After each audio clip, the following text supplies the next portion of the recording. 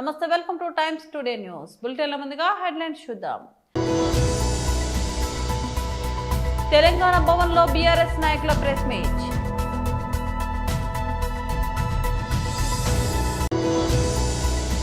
Hitech City railway స్టేషన్లో అభివృద్ధి పనుల సమీక్ష మరియు పరిశీలన.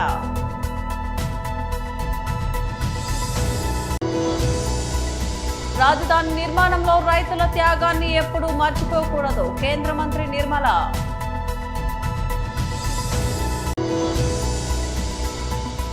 విమానంలో శబరిమల వెళ్లే అయ్యప్ప స్వాములకు కేంద్రం శుభవార్త. తెలంగాణ భవన్లో బీఆర్ఎస్ నాయకుల ప్రెస్ మీట్ నిర్వహించారు. అత్యవసరం అనే మాట గుర్తు చేయడానికి నేను ముందుకొచ్చాను. ఈ లాస్ట్ సెంటెన్సు నా మాటలోని బాధ కానీ ఆవేదన కానీ అర్థం చేసుకోమని కోరుతున్నాను. ఎందుకంటే సరే, రాజకీయాలు, అవసరాలు, అధికారం రావడం, నిలుపుకోవడం, అధికారంలో ఉన్న పార్టీ చేసే ప్రయత్నాల మీద కానీ ఆలోచనల మీద కానీ కొనసాగుతున్న సందర్భాలలో ప్రతిపక్షాలు ప్రజలకు తెలియజేసే విధంగా చేసే బాధ్యతలు నిర్వర్తించడంలో దాన్ని తప్పుగా పట్టే ఈనాటి ప్రభుత్వాలు కానీ రాజకీయ నాయకులు కానీ, సరే అది రాజకీయం అనొచ్చు ఎవరైనా, కానీ చివరిగా మిగిలేదేంటి? ప్రజలకు ఏం చేస్తున్నాం అనేది. నాకు దురదృష్టం ఏంటంటే ఈ మధ్య రోజుకో అంశం మీద చాలా పెద్ద ఎత్తున వాదనలు, ప్రతివాదనలు, మీకు తెలియదు కాదు.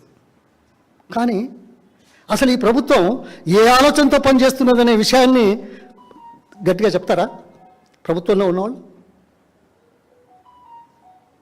ఎలక్షన్ల ముందు కానీ, ఎలక్షన్ల తర్వాత కానీ, అధికారంలోకి వచ్చినాక చేసే కార్యక్రమాలు కానీ, గత సంక్షేమ కార్యక్రమాల పట్ల ఏ విధమైన దృష్టి పెడుతున్నారు, ఏ విధంగా అమలు చేస్తున్నారు అనేది ఆలోచనలు చేయాల్సిన అవసరం లేదా? అది ప్రజలకు చెప్తే ఇది రాజకీయం అవుద్దా? అది రాజకీయం కాదే. ఎన్నికల ముందు రాజకీయాలు, నాకు తెలుసు, అది అందరికీ తెలుసు. కానీ ఎన్నికల తర్వాత కూడా రాజకీయాలు చేసి పబ్బం గడుపుకునే దైన్యస్థితిలో ఉన్న ఈ రాష్ట్ర ప్రభుత్వం యొక్క చర్యలు ఖండించడానికి నేను మీ ముందుకు వచ్చాను. ఇది ఆవేదనతో, ఆవేశంతో మాట్లాడుతున్నాను. ఎందుకయ్యా? ఓకే, చాలా ఉన్నాయి. మనం దేశంలో అన్ని రాష్ట్రాల కంటే అన్ని రంగాల్లో, చాలా రంగాల్లో ముందున్నాం. మీరు ఇంకా ముందుకెళ్ళాలని ప్రయత్నం చేస్తున్నారు, మాట్లాడుతున్నారు. నేను కాదనా, ఇది ఎవరైనా కాదనరు. కానీ ఏమిటి? Beautification of Musi area number 1 item ఎంతో తెలుసా?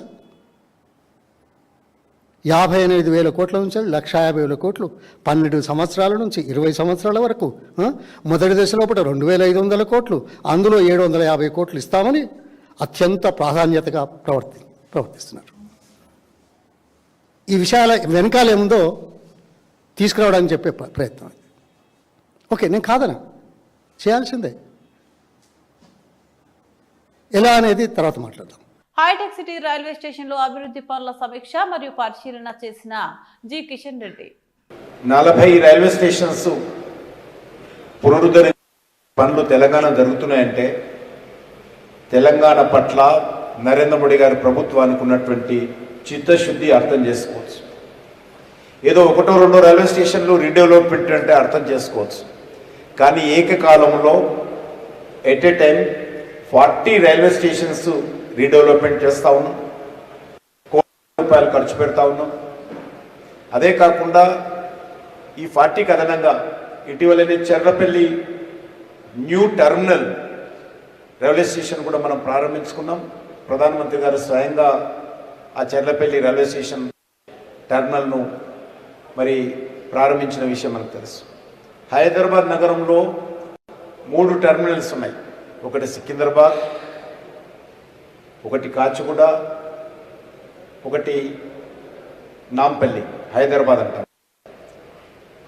వీటికి తోడుగా ఒకటి చెర్లపల్లి మన గ్రేటర్ హైదరాబాద్లో అడిషనల్ టెర్మినల్ మనకు వచ్చింది. దాన్ని ఈరోజు మనము డెడికేట్ చేసుకున్నాం. ప్రధానమంత్రి గారు స్వయంగా వచ్చారు. మిగిలిన ఓల్డ్ టెర్మినల్స్ ఏవైతే ఉన్నాయో వాటిని కూడా డెవలప్మెంట్ చేస్తూ ఉన్నాం. 720 కోట్ల రూపాయలతోటి సికింద్రాబాద్ రైల్వే స్టేషన్ ఈ మధ్యలోనే నేను స్వయంగా వెళ్ళి చూశాను. చాలా అద్భుతంగా నిర్మాణం జరుగుతూ ఉంది. వచ్చే సంవత్సరం ఎండింగ్ లోపల సికింద్రాబాద్ రైల్వే స్టేషన్ పనులు పూర్తి చేయాలనేటువంటి టార్గెట్తో మరి ముందుకెళ్తా ఉన్నాం. నాంపల్లి రైల్వే స్టేషన్ కూడా 350 కోట్ల రూపాయలతోటి దాన్ని కూడా మరి డెవలప్మెంట్ చేస్తూ ఉన్నాం. కాచిగూడ కూడా అది కూడా ఇంకా అప్రూవల్ స్టేజ్లో ఉంది. అది కూడా కాచిగూడ కూడా డెవలప్మెంట్ చేస్తాం. ఇది కాకుండా ఈరోజు మన హైదరాబాద్లో ఆఫీస్పేట కానీ లేకపోతే బేగంపేట, హైటెక్ సిటీ కానీ, మలక్పేట కానీ, ఈ రకంగా హైదరాబాద్లో నగరంలో ఉన్నటువంటి అనేకమైనటువంటి రైల్వే స్టేషన్లు కూడా ఏకకాలంలో పనులు ప్రారంభించుకున్నాం. వాటన్నిటిని కూడా వచ్చే సంవత్సరము డెడికేట్ చేయాలనేటువంటి టార్గెట్ ప్రధానమంత్రి గారు ఇవ్వడం జరిగింది. వాటన్నిటి కూడా వచ్చే సంవత్సరము అన్ని రైల్వే స్టేషన్స్ కూడా డెడికేట్ చేస్తాం. అందులో ఇప్పుడు మనం చూస్తూ ఉన్నాం ఈ హైటెక్ సిటీ రైల్వే స్టేషను మరి ముఖ్యంగా ఈరోజు ఇక్కడ ఉన్నటువంటి సబర్బన్ ట్రైన్స్ ఏవైతే ఉన్నాయో ఎంఎంటీఎస్ కానీ ఇతర సబర్బన్ ట్రైన్స్ కానీ ఇక్కడ ఆగేటువంటి మరి పద్ధతి ఉన్నది. మనం చూసాం ఓల్డ్ బిల్డింగ్ అటు సైడ్ ఉంది. ఇదంతా కూడా ఆధునికమైనటువంటి పద్ధతిలో హైటెక్ సిటీకి పోటీ పడే విధంగా ఈరోజు హైటెక్ సిటీ రైల్వే స్టేషన్ కూడా రైల్వే డిపార్ట్మెంటు డెవలప్మెంట్ చేస్తాం. రాజధాని నిర్మాణంలో రైతుల త్యాగాన్ని ఎప్పుడూ మర్చిపోకూడదని కేంద్ర మంత్రి నిర్మలా అన్నారు. అందరికీ నమస్కారం.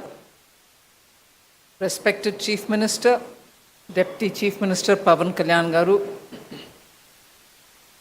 యూనియన్ క్యాబినెట్లో నా కౌన్సిల్ ఆఫ్ మినిస్టర్స్లో నా కొలీగ్ పెమ్మసాని గారు, అలాగే ఆంధ్రప్రదేశ్ గవర్నమెంట్ మినిస్టర్స్ నారా లోకేష్ గారు, నారాయణ గారు, ఫైనాన్స్ మినిస్టర్ కేశవ్ గారు, మీ అందరికీ if I missed out, and also the MLA, ఈ ఏరియా ఎమ్మెల్యే గారు, and my finance ministry colleague, department of financial services secretary Nagaraju గారు,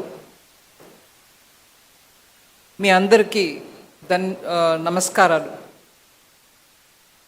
I'm very happy today because a new capital is getting built.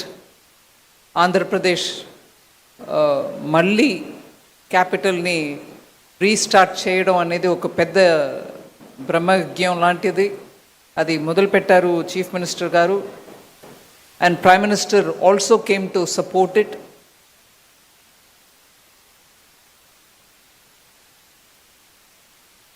ఒక detailed plan తోటి ఒక కొత్త capital కట్టడం అనేది సామాన్యమైన పని కాదు. కానీ దానికి ఒక సైంటిఫికలీ కన్సల్టెంట్స్ తోటి ప్లాన్ చేసి మొదలుపెట్టిన ఈ అమరావతికి financial support, financial sector support ఉండాలనే ఆ దృష్టితోటి ఇవాళ 15 ఫైనాన్షియల్ ఇన్స్టిట్యూషన్స్ ఒకే దినం వచ్చి ఫౌండేషన్ స్టోన్ వేశారు. I'm very grateful and I'm thankful to all the CMDs of all the public sector banks and also the New India Assurance and NABARD, all of whom, LIC, all of whom have come on one day to establish what is going to be for the first time in this country an entire street of financial institutions. Oka capital, oka state capital lo public sector banks andarum present ga undadam, insurance companies undadam itself is a statement. అంటే అమరావతి లాగా futuristic capital plan చేస్తున్నప్పుడు దానికి ఒక financial district ఏర్పాటు చేయడం అనేది is, as the honourable chief minister said, Financial district was first in Hyderabad when he was chief minister. అప్పుడు ఎన్నో కార్యక్రమాలు చేసి అవి ఇవాళ ఫుల్ ఫోర్స్లో ఫలితం ఇచ్చే ఆ స్టేజ్లో మళ్ళీ వారికే ఆ బాధ్యత వచ్చింది. అట్లాంటిది ఇంకొకటి ఇక్కడ అమరావతిలో క్రియేట్ చేయమని. శబరిమల యాత్రకు వెళ్లే అయ్యప్ప భక్తులకు కేంద్ర ప్రభుత్వం ఎంతో ఆనందకరమైన వార్తను అందించింది. ఇకపై విమాన ప్రయాణాల్లో పవిత్ర ఇరుముడిని కొబ్బరికాయతో సహా చేతి సామాను హ్యాండ్ లగేజ్ తో పాటే కాబిన్ లోకి తీసుకువెళ్లేందుకు అనుమతిచ్చింది. ఈ మేరకు కేంద్ర పౌర విమానయాన శాఖ మంత్రి కింజరపు రామ్మోహన్ నాయుడు శుక్రవారం అధికారికంగా ఒక ప్రకటన విడుదల చేశారు. ఈ నిర్ణయం దేశవ్యాప్తంగా ఉన్న లక్షలాది మంది అయ్యప్ప భక్తులకు గణనీయమైన ఊరట కల్పించనుందని, వాస్తవానికి ఇప్పటి వరకు ఉన్న కఠినమైన విమానయాన భద్రతా నిబంధనల ప్రకారం ఇరుముడిలోని కొబ్బరికాయ కారణంగా దీనిని తప్పనిసరిగా చెక్ అయిన లగేజీలో ఉండాల్సి వచ్చేది. తమ భక్తికి దీక్షకు ప్రతీకగా భావించే ఇరుముడిని లగేజీలో పంపడం చాలా మంది భక్తులకు అసౌకర్యంగా, ఇబ్బందికరంగా ఉండేది. ఈ సమస్యను తీవ్రంగా పరిగణించిన మంత్రి రామ్మోహన్ నాయుడు భక్తుల విశ్వాసాలను, మనోభావాలను గౌరవిస్తూ ఈ విషయంలో ప్రత్యేక చొరవ తీసుకున్నారు. పౌర విమానయాన మంత్రిత్వ శాఖ సంబంధిత భద్రతా సంస్థలతో చర్చలు జరిపి ఈ ప్రత్యేక మినహాయింపులకు మార్గం సుగమం చేశారు. ఈ ప్రత్యేక వెసులుబాటు నేటి నుంచి 2026 జనవరి 20వ తేదీ వరకు దేశవ్యాప్తంగా అమల్లో ఉంటుందని మంత్రి స్పష్టం చేశారు. ఈ కాలంలో శబరిమల యాత్రకు విమానాల్లో వెళ్లే భక్తులు ఎయిర్పోర్టులో అవసరమైన భద్రతా తనిఖీలను పూర్తి చేసిన తర్వాత తమ ఇరుముడిని విమానం లోపలికి హ్యాండ్ లగేజ్ గా తీసుకువెళ్లవచ్చు. అయితే ఈ సౌకర్యాన్ని వినియోగించుకునే భక్తులు విమానాశ్రయాల్లో భద్రతా సిబ్బందికి సంపూర్ణంగా సహకరించాలని రామ్మోహన్ నాయుడు విజ్ఞప్తి చేశారు. ఇరుముడి స్క్రీనింగ్, తనిఖీ ప్రక్రియలో అధికారులు సూచనలు తప్పనిసరిగా పాటించాలని కోరారు. మండల పూజ, మకర విలక్కు ఉత్సవాల నేపథ్యంలో దేశం నలుమూల నుంచి భక్తులు శబరిమలకు పయనమవుతున్న తరుణంలో ఈ ప్రకటన వెలువడడం వారికి ఎంతగానో మేలు చేయనుంది. ఈ నిర్ణయంతో అయ్యప్ప భక్తుల ప్రయాణం మరింత సులభతరం అవుతుందని, వారంతా స్వామివారి ఆశీస్సులతో సుఖ సంతోషాలతో ఉండాలని మంత్రి రామ్మోహన్ నాయుడు ఆకాంక్షించారు. మంచిర్యాల మున్సిపల్ కార్పొరేషన్లో పనిచేస్తున్నటువంటి మున్సిపల్ అవుట్సోర్సింగ్ కాంట్రాక్టు కార్మికుల యొక్క డేటా అప్రూవల్ కాకపోవడంతో కార్మికుల జీతభత్యాలు నిలిపివేయబడ్డాయని కోరుతూ శుక్రవారం రోజున ఉదయం మున్సిపల్ కాంట్రాక్టు కార్మిక సంఘం ఆధ్వర్యంలో కార్మికులు Mancherial municipal corporation commissioner Sampath Kumar కి వినతి పత్రం సమర్పించారు.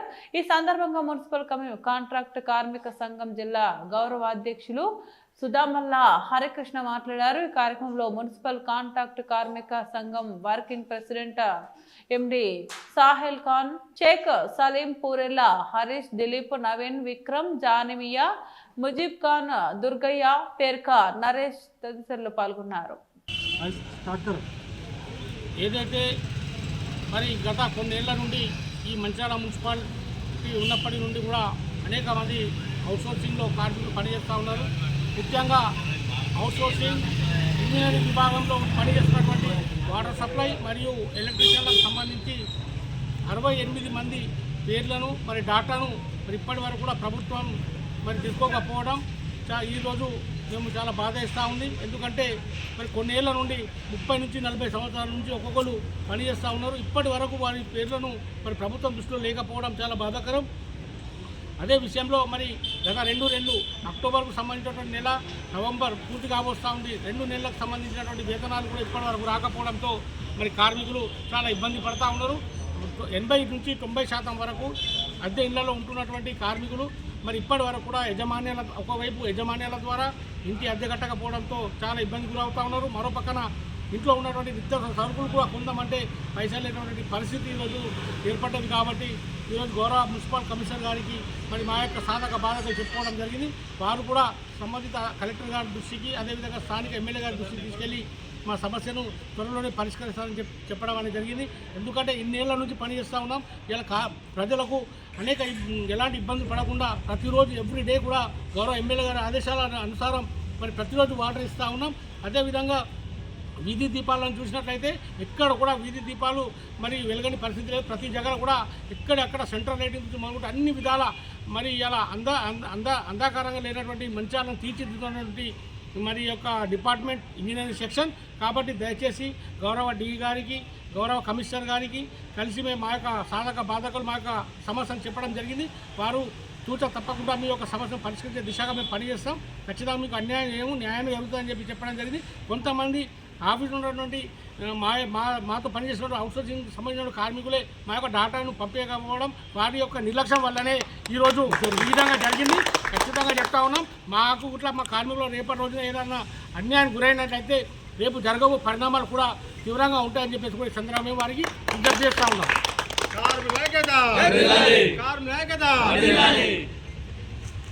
మహాత్మా జ్యోతిరావు పూలే 135వ వర్ధంతి సందర్భంగా అంబర్పేట అలీకేఫ్ చౌరస్తా వద్ద జ్యోతిబా పూలే విగ్రహానికి మంత్రి పొన్నం ప్రభాకర్ పూలమాల వేసి నివాళులర్పించారు. జ్యోతిబా పూలే గారి 130వ వర్ధంతి సందర్భంగా వారి విగ్రహానికి పూలమాలలు వేసి నివాళులు అర్పించడం పెద్దలు హనుమంతరావు గారు, మేయర్ గారు, ఎంపీ గారు అందరం కలిసి ఈ సందర్భంగా మహాత్మా జ్యోతిబా పూలే గారు చూపెట్టినటువంటి మార్గం అందరికీ విద్య, సమాజ అభివృద్ధికి విద్యనే మూల భాగం అని చెప్పినాడు. కాబట్టి సమాజ ప్రేమికులంతా సమాజంలో అందరూ బాగుండాలన్నప్పుడు విద్యకు దూరం ఉన్నటువంటి వాళ్ళందరికీ విద్యావకాశాలు కలిగించాలి. అదేవిధంగా రిజర్వేషన్లకు సంబంధించిన అంశం మీద 42% రిజర్వేషన్ల విషయంలో తెలంగాణ ప్రజాపాలన ప్రభుత్వం కట్టుబడి ఉంది. చట్టపరంగా, న్యాయపరంగా, శాసనసభ పరంగా అన్ని రకాల కార్యక్రమాలను మేము చేయడం జరిగింది.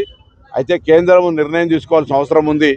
అందుకు సంబంధించి ఈరోజు తెలంగాణ బలహీన వర్గాల నాయకులందరూ కూడా సమాజ ప్రేమికులు, సామాజిక న్యాయం కోరుకునే వాళ్ళందరూ కూడా కేంద్ర ప్రభుత్వం ఒత్తిడి తేవాల్సిన అవసరం ఉంది. తెలంగాణ ప్రజాపాలన ప్రభుత్వం 42% రిజర్వేషన్లను అమలు చేయడానికి అన్ని రకాలుగా సిద్ధంగా ఉంది అనే మాటని సందర్భంగా మనవి చేస్తూ, ఇందుకు స్ఫూర్తిదాయకమైనటువంటి ఆలోచన విధానాన్ని కలిగజేసినటువంటి జ్యోతిబా పూలే గారిని మరొక్కసారి నివాళులర్పిస్తూ, వారి మార్గదర్శకత్వంలో భవిష్యత్ సమాజం నడిచినట్టయితే ఇంక్లూజివ్ గ్రోత్ అందరూ కూడా సమానంగా ఎదిగేటువంటి అవకాశం ఉంటుందని మనం భావిస్తున్నాం. ఆర్కృష్ణ ఎంపీ అవుతున్నది 42% రిజర్వేషన్ కాకుండా ఓన్లీ 26% రిజర్వేషన్ వస్తున్నదని చెప్తున్నారు. వారికి కూడా తెలుసు, మేము 42% అమలు చేయాలనే సందర్భం లోపల సుప్రీంకోర్టు కానీ హైకోర్టు తీర్పులు 50% దాటద్దు అనేటువంటి పరిమితి, కేంద్రము దాన్ని ఈడబ్ల్యూఎస్ రిజర్వేషన్ ఇచ్చినప్పుడు కేంద్రం బిల్లు తీసుకొచ్చింది. ఇప్పుడు కూడా అట్లా తేవాలని చెప్తా ఉన్నా. భారతీయ జనతా పార్టీ రాజ్యసభ సభ్యుడు వారికి కూడా దీని పట్ల అవగాహన ఉంది, వారంటే గౌరవం ఉంది. ఆ పని చేస్తే బెస్ట్. ఫీల్డ్ మీద కన్ఫ్యూజ్ చేసే కంటే తెలంగాణ ప్రజాపాలన ప్రభుత్వం ఏం చేయమంటే చేయడానికి సిద్ధంగా ఉంది. కాబట్టి 42% రిజర్వేషన్లకు ఆటంకమైనటువంటి కేంద్ర చట్టం లోపల మార్పు జరగాలి. కేంద్రంలో అధికారంలో ఉన్న బీజేపీ చేయాలి. కానీ బీజేపీ ఫెడరలిస్టిక్ పార్టీ, బీసీల కునగలన చేయమంటే కూడా చేయలేదు. అఫిడవిట్ ఇచ్చింది సుప్రీంకోర్టులో. కానీ రాహుల్ గాంధీ గారి నినాదం జిత్తునే ఆపజుతునే ఇచ్చేదారి అన్న తర్వాత కులగణన ఒప్పుకుంది. ఇప్పుడు కూడా 50% క్యాప్ను ఎత్తేయాలనే రాహుల్ గాంధీ నినాదం ఇప్పుడే బీజేపీ చెవులలో పడుతూ ఉంది. ఒత్తిడి అవసరం. నేను అన్ని బీసీ సంఘాలను, అన్ని రాజకీయ పార్టీలను ఈ నిర్ణయం తీసుకోవాల్సిన కేంద్రం మీద ఒత్తిడి తేవడానికి మనం చలో ఢిల్లీ ప్రయాణం జరగాలి, ఒత్తిడి అక్కడ జరగాలి. మేము రాష్ట్ర ప్రభుత్వం నుంచి సంసిద్ధంగా ఉన్నాం. మా ప్రభుత్వంలో ఎవరైనా ఎక్కడ కూడా దీనికి వ్యతిరేకత లేదు. ఉంటే దాన్ని మా పార్టీ తరఫున మేము దాన్ని సంభాళించుకుంటాం. కానీ ఈ నిర్ణయం జరగాల్సిన వేదిక కేంద్ర ప్రభుత్వం అనే మాట మరవద్దని కోరుతా ఉన్నా. వరంగల్ జిల్లాలో పర్వతగిరి మండలంలో అరుదైన దృశ్యం కనిపించింది.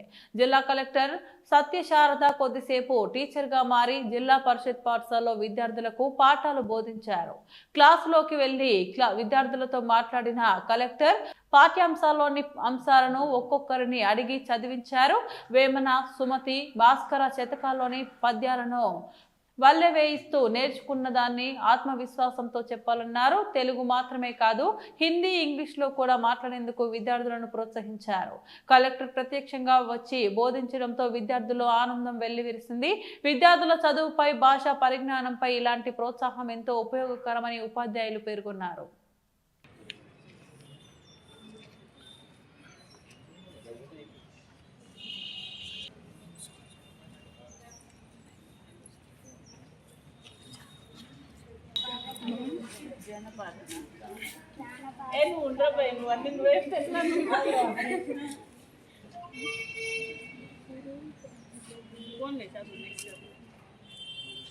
కళరూపాలలో ఉపయోగించే ఒక వాయిద్యాన్ని ఆ కళకు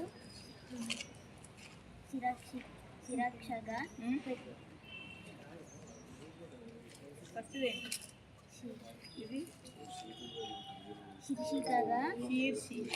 శీర్షికగా పెట్టడం అరుదు. ఆ లక్షణం ఒగ్గు కథకు ఉన్నది. ఒగ్గు అంటే శివుని చేతిలోనే తమరుకం అని అర్థం. ఈ పదం కేవలం తెలంగాణ ప్రాంతంలోనే వినిపిస్తుంది. ఇది అచ్చమైన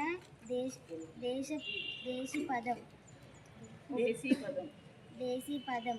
ఒగ్గు కథల్ని తెలంగాణ ప్రాంతంలోనే గొల్ల కూర్ములు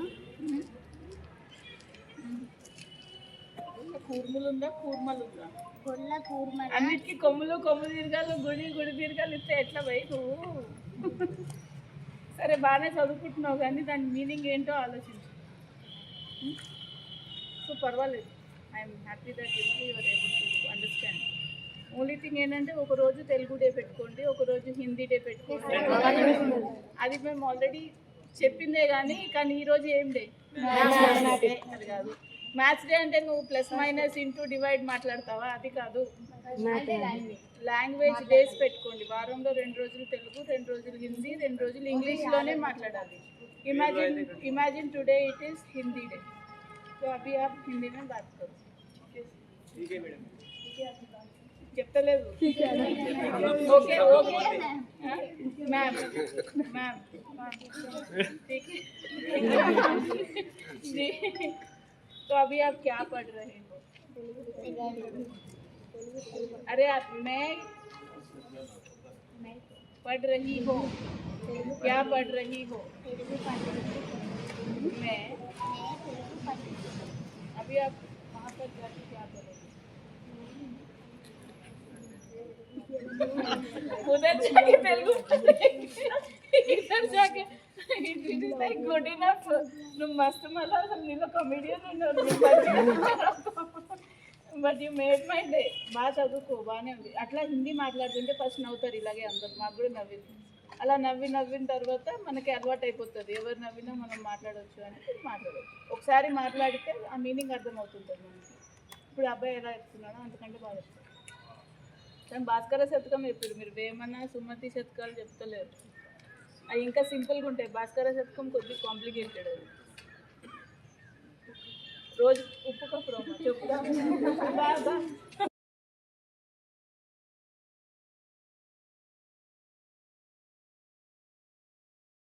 ముగించే ముందు మరోసారి హెడ్లైన్స్ చూద్దాం. తెలంగాణ భవన్ లో బీఆర్ఎస్ నాయకుల ప్రెస్ మీట్.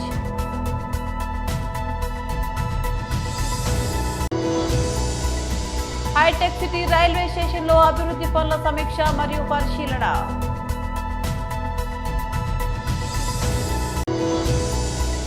రాజధాని నిర్మాణంలో రైతుల త్యాగాన్ని ఎప్పుడూ మర్చిపోకూడదు, కేంద్ర మంత్రి నిర్మల.